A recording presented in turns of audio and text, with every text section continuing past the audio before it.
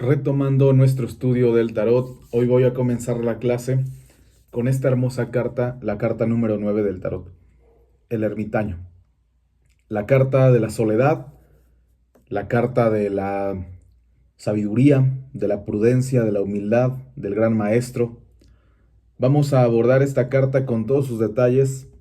Ya saben que a mí me gusta mucho que la gente pregunte en los comentarios para poder resolver dudas y para que la clase se vuelva mucho más nutritiva. Empezando con esta carta, hemos de decir que es la carta 9, es la que está invitando ya al cierre del primer ciclo del tarot. Hay que recordar que tenemos dos ciclos, del 1 al 10, empieza con el mago y termina con la rueda de la fortuna. Empieza el segundo con la fuerza y termina con el juicio. El 9, que anticipa al 10, está aventándose a la rueda de la fortuna para que tenga un cambio. Antes de que venga este cambio, el ermitaño está pasando por un tiempo de crisis, un tiempo de dolor probablemente, un tiempo de mucha soledad para poder aprender a conocerse profundamente. Si hay algo que puedo decir con esta carta es que te da muchos mensajes para aprender a estar solo, para poder vivir en soledad, para poder gestionar la soledad, para vivir una soledad bien gestionada. No significa en sí que toda la vida vivamos como un ermitaño, como bien su nombre lo dice, sino que sepamos gestionar la soledad. Porque como yo he dicho en algunas ocasiones, la soledad es el gran campo de cultivo de tu alma.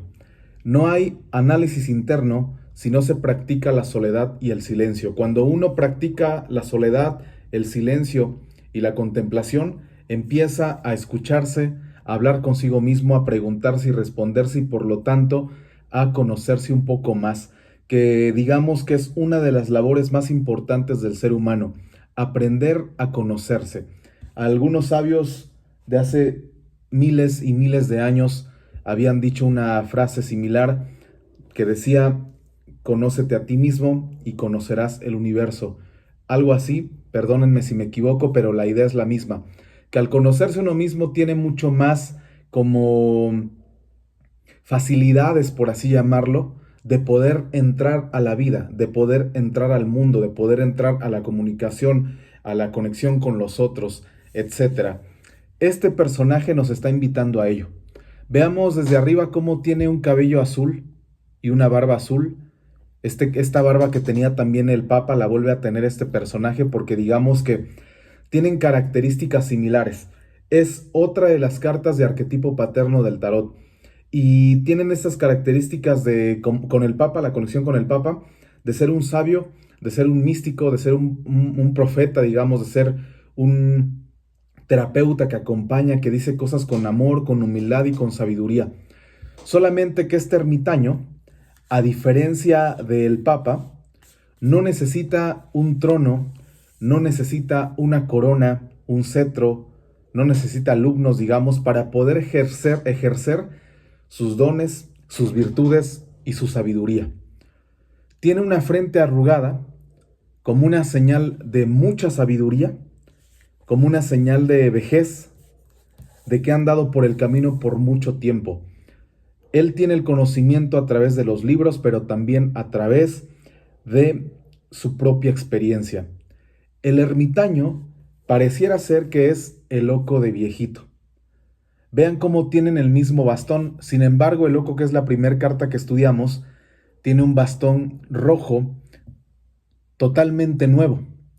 Y el ermitaño lo tiene, pero está torcido, como una señal de que ha andado por muchos caminos. El piso del ermitaño está labrado. Es un símbolo de cómo él ha labrado su propio camino y a la vez se ha labrado a sí mismo. Es un símbolo de siembra a sí mismo, de siembra y de cosecha, de estudio, de prudencia, de entrar en sí mismo, de saber estar en soledad, de saber compartirse, etc. Vemos cómo guía su propio camino y el de otro con este faro que lleva ahí en su mano. Puede que cuando aparezca una carta es una señal de buscar ayuda, de buscar terapia, de buscar que alguien nos acompañe y nos guíe.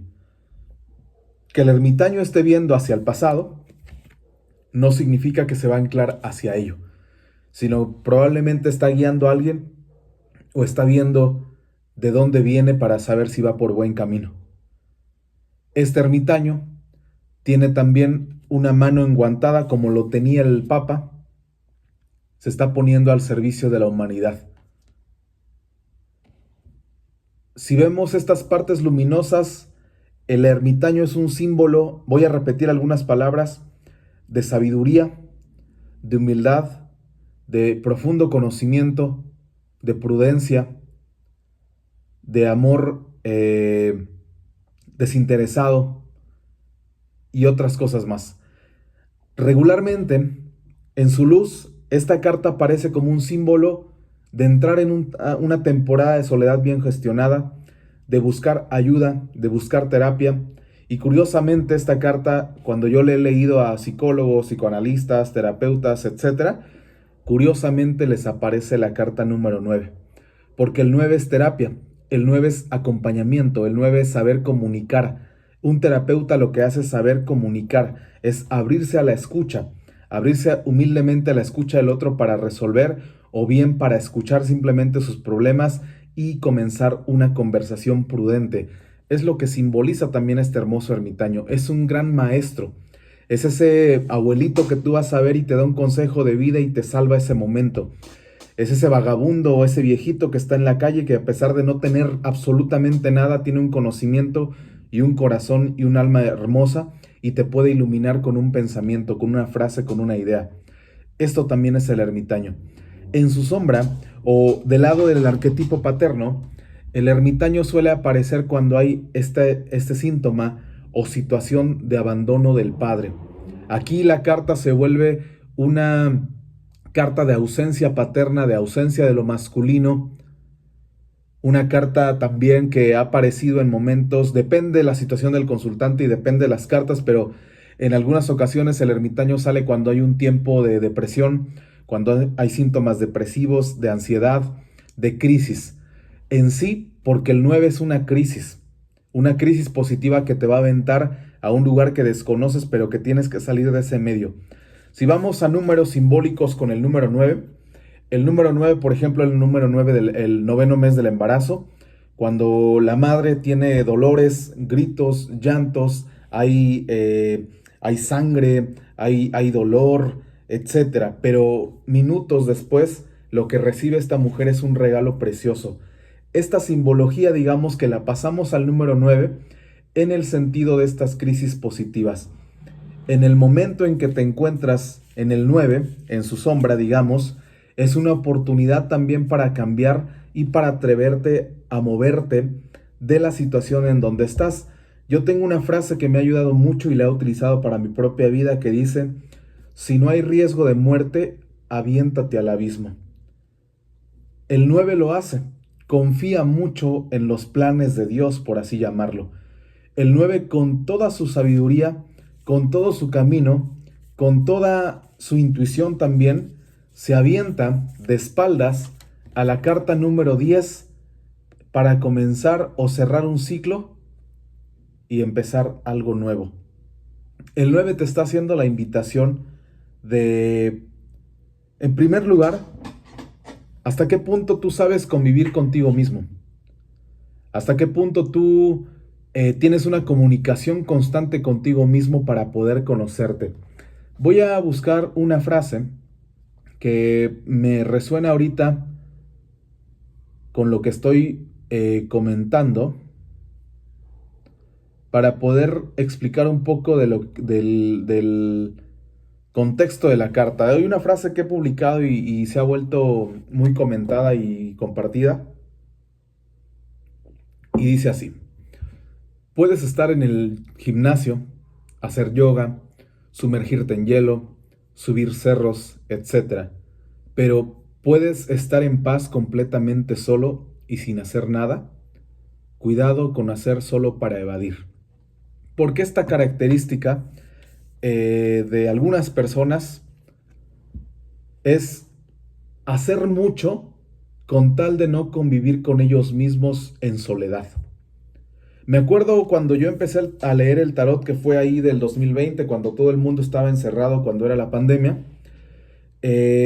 Yo me di cuenta que a mucha gente le dio temor, más que nada, eh, más allá de la enfermedad, le dio más temor el saber que iban a estar encerrados con ellos mismos, sin comunicación externa, sin ver a nadie, sin fiestas, sin relajos, etcétera, y el miedo que tenían por afrontarse a sí mismos.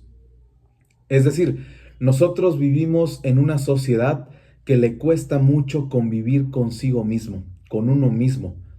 Pero si algo nos enseña la carta número 9 del tarot es aprender a estar con nosotros mismos. Es vital, importante, trascendental, necesario, porque hay que entenderlo de este modo. Qué necesario es saber estar con uno mismo, porque nunca podremos huir de nosotros mismos. El ermitaño lo sabe y por lo tanto tiene una convivencia sana con él mismo. Hoy podrías preguntarte, repito un poquito lo que dije hace rato, ¿hasta qué punto puedo yo convivir bien conmigo mismo? Y pruébalo. Prueba hasta qué punto puedes tener temporadas como un ermitaño, encerrarte en ti, convivir contigo, conversar contigo, preguntarte, analizarte, profundizar, silenciarte. El ermitaño lo hace. Hay una carta, perdón, hay un libro eh, que es muy famoso de un filósofo alemán que se llamaba Friedrich Nietzsche. Y él tenía un libro que se llamaba Así habló Zaratustra. Me recuerda a este personaje.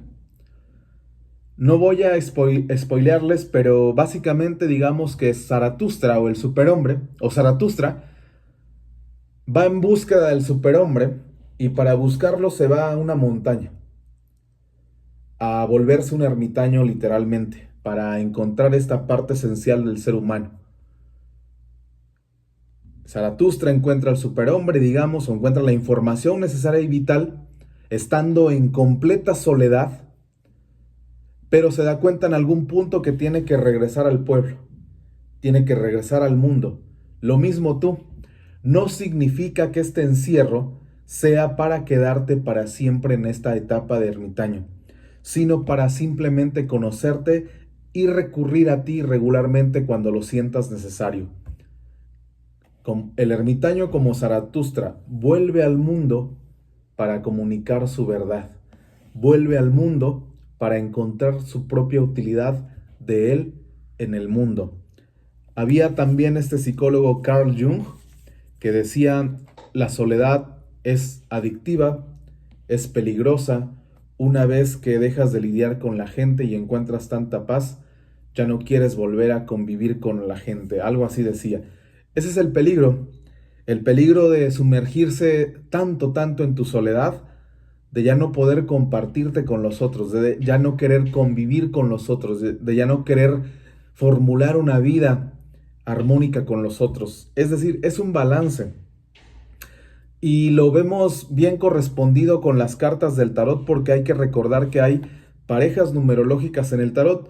El 9 es pareja numerológica del 19. Y miren nada más, si esta carta habla de algo sombrío, de algo solitario, de frialdad, su pareja habla de todo lo contrario, del calor, del amor, de la convivencia, de la amistad, del amor, de la formulación de la pareja, de la creación de algo juntos. Por eso hay una prudencia entre esta soledad y esta luz. Ni tanta luz porque nos puede cegar, ni tanta sombra porque nos puede oscurecer. Es un balance, es una armonía. Lo que sí tenemos que decir, de acuerdo a esta carta del tarot, es: aprende a vivir en soledad. Aprende a tener una soledad bien gestionada. Porque yo veo que mucha gente lo rechaza, pero es en soledad cuando tú te comprendes, cuando tú te escuchas, cuando tú hablas contigo, cuando tú formulas algo que te va a dar un cimiento para tu propia vida. Es en soledad cuando tú conversas con lo divino, tú conversas con Dios, cuando tú oras, Cuando lo haces en soledad, hay una conexión íntima con esta divinidad.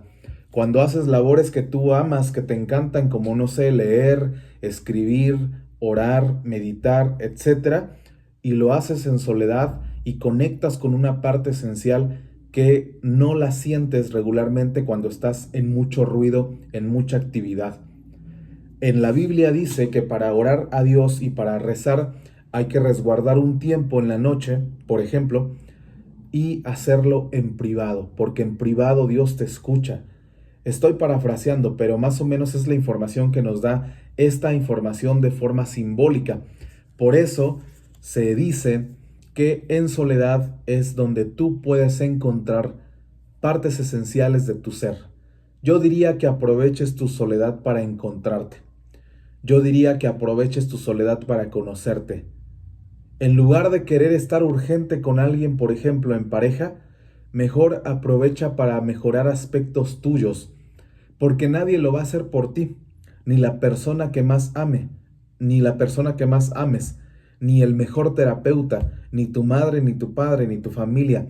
Te ama la gente, por supuesto. Va a haber gente que te va a apoyar, que te va a guiar, que te va a amar, que te va a contener. Sí, por supuesto, hay gente maravillosa todavía en el mundo. Hay almas hermosas en el mundo. Pero al final el trabajo lo tienes que hacer tú. Aunque duela, aunque rompa, ni tu madre, ni tu padre, ni tu guía espiritual, ni tu chamán, ni tu tarotista, ni tu terapeuta van a hacer el trabajo por ti. Aunque te duela y aunque te rompa, solamente tú vas a hacer ese camino. Y ese camino lo enfrentas en soledad hasta cierto punto.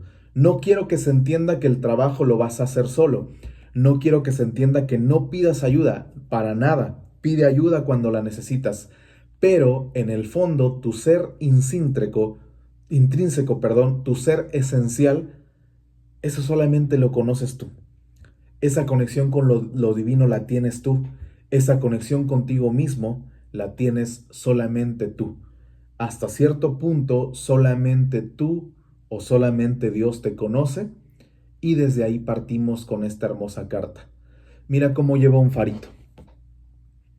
Ese farito es el símbolo de alumbrar tu propio camino. Yo había dicho que el ermitaño es un símbolo de sabiduría y de mucho amor.